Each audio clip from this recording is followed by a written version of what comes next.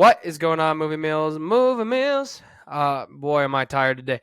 Uh, Thank you, Movie Meal Hmm. patrons, Kimberly and Karen. Go get some merch, guys. Help us get to 2,000 by liking, subscribing, sharing, commenting. We're gonna give away a free hoodie, not this beautiful one. We might bring these back one day, but this is a comfy one. The donut and the Santa hat.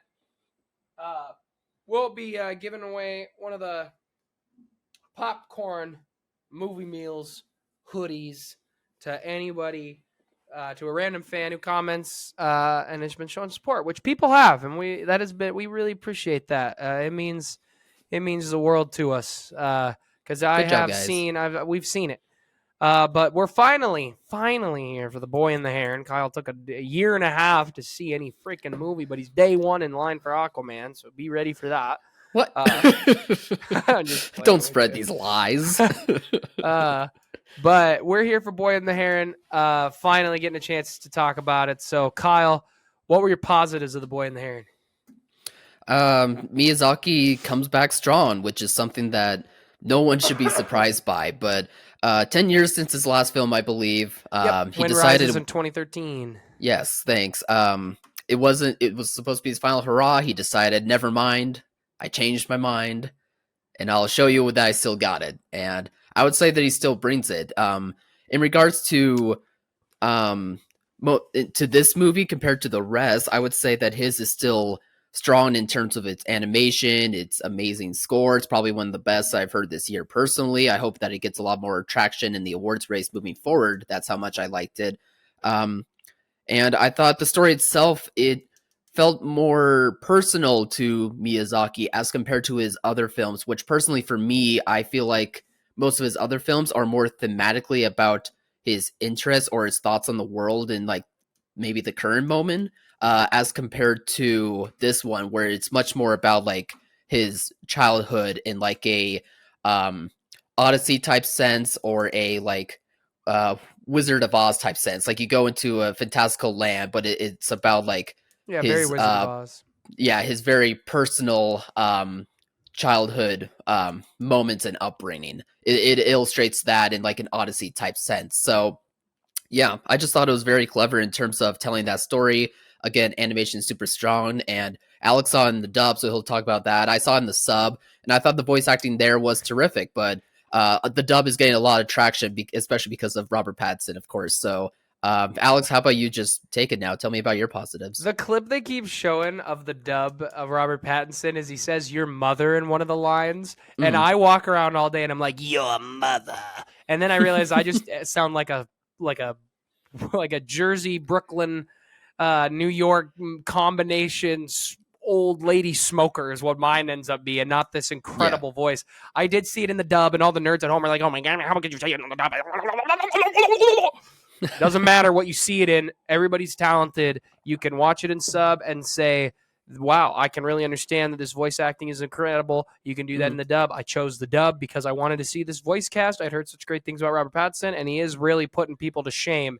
I thought this movie was brilliant. I've seen a lot of pundits and critics talk about how this movie does not feel like great Miyazaki, and I don't know what movie they watched. hmm. I don't know Wow. if they've seen enough Miyazaki. And to my own credit and discredit, I had not seen enough Miyazaki as someone who has been in love with him since I was a kid, where I spent the last 3 weeks binging Miyazaki movies I haven't seen. I finally got around to watching The Wind Rises. The Wind Rises came out right when I was getting into film, so it just always kind of slipped by. I will say this.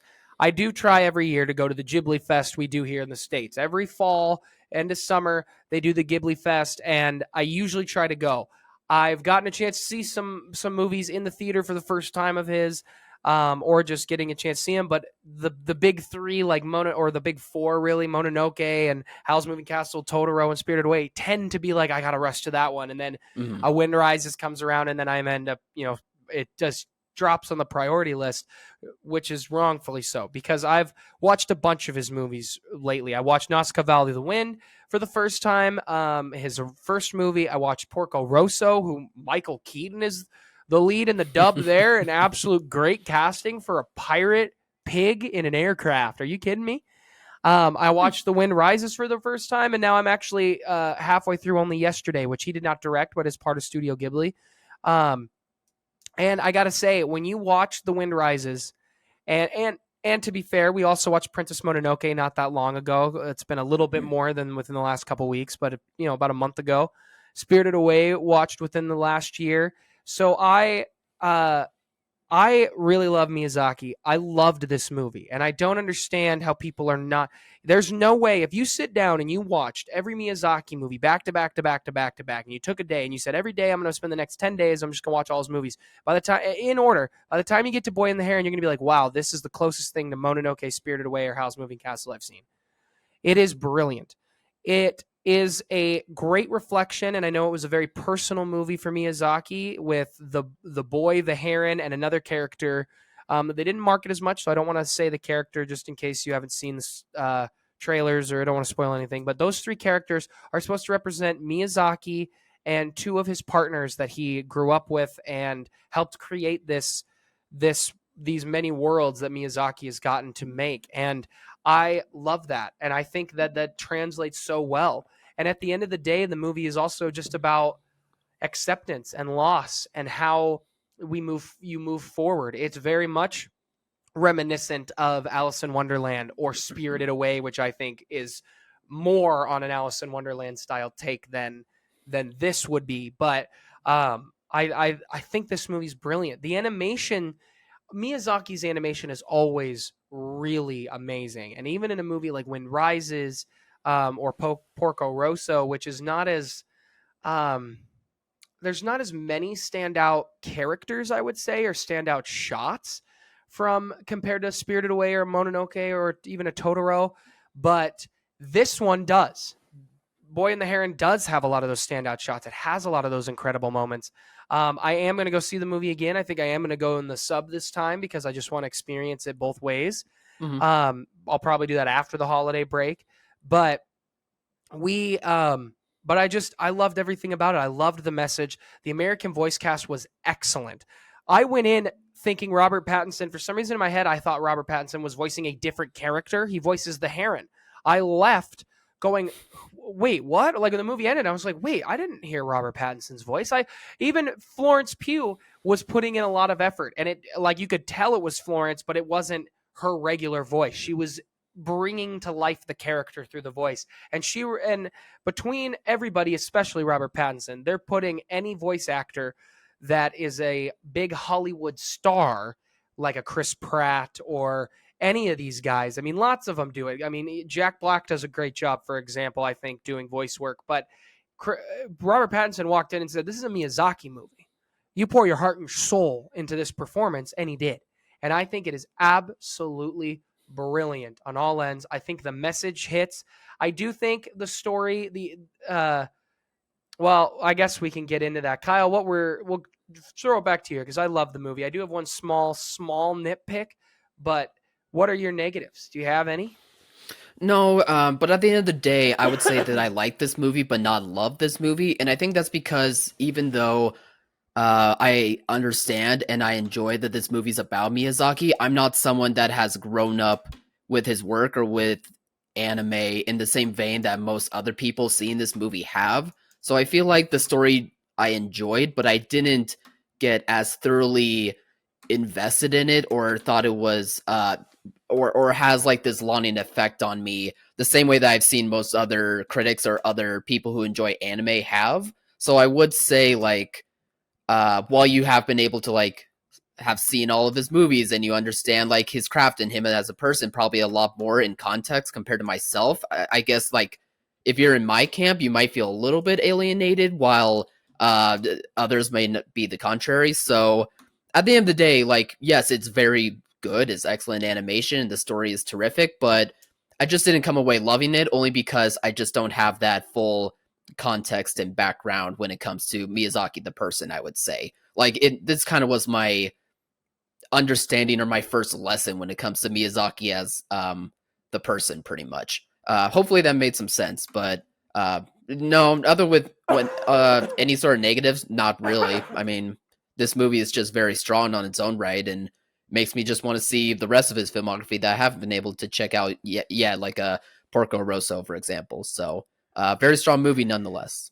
Um, my only small nitpick, and then I want to touch on some of the things you were saying, is just I do think the middle pacing will slow down just a tad, where it's like, oh, Oh, okay, yeah, like true. you do feel that a little Hmm. bit, and that's not necessarily a bad thing. Just small nitpick. I mean, this movie's 4.5 stars. I'm still think about it all the time, debating a 5. But I will tell you this: I did not know that the movie was super personal to Miyazaki going in. I didn't know that background and stuff until after I saw the movie. I Okay. did, as a big fan of his, catch on to some things. I remember when I first left, I was like, wow, that movie feels like a love letter to himself. Hmm. Like I felt like I looked at a shot and I was like, this is just paying homage to Spirited Away right now. Oh my gosh, we're paying homage to Howl's Moving Castle. We paying homage to Totoro right now? Like, what are this is incredible. Like, in its Hmm. own unique way, paying slight homage through scenes to other great works of his is was really cool to see, because that it just felt like Miyazaki was giving the fans, I think, a love letter too that he wanted. But at the end of the day, the movie is about loss more than it is about Miyazaki, and it is personal to him, but I do think at the end of the day the biggest theme in the movie is about loss and connecting to what the boy is going through, and how the heron is his own guide into that weird journey that he will go on to accept what life has brought him and the tragedies in his life. And Hmm. I did not know that like I went in not knowing anything. Like, I only knew it was about a boy and the heron, and I saw the clips of Robert Pattinson saying "your mother" a bunch of Yeah. times, and I was like, this looks great. It's Miyazaki. I love him. And then within the first scene, I was blown away by the animation in the very first scene of the movie. I was like, Hmm. oh my, what are we doing here? This is incredible. But Hmm. I just loved the journey it took me on overall. I thought it was very relatable, just growing up as a young male too. Like, I felt like I could relate to the boy in a lot of ways, especially in the very beginning of the film and some of the things that he's going through. Um, so I just thought the movie at the end of the day was just brilliant. And I really think if more people, um, and I'm not saying you because you liked it. I've seen people who have said they just really don't like the movie. I think if more people sat down and they did a big watch of all his films back to back to back, they'd end and be like, "Man, I have The Boy and the Heron in the top 5. Like, the movie's amazing." I'm sorry, I'll never get rid of the cough. But anyway, any other thoughts, Kyle? No, I think you articulated well and what this movie works so well, and I would echo that. Terrific animated movie. Glad to see Miyazaki wants to keep doing this, and their Studio Ghibli, their studio, does incredible work. So, um, yeah, it's nice to have a return to this, and got to finally see a Miyazaki movie in the theater also, which was a bonus. So it was cool. Yeah, guys, go check this one out if you haven't. Comment below, let us know. Remember, like, subscribe, and share. Thank you to Meal Meal patrons. Help get one of those nice looking hoodies by sharing and commenting, subscribing, all that good stuff. And as always, thanks for watching, Mom. See you guys.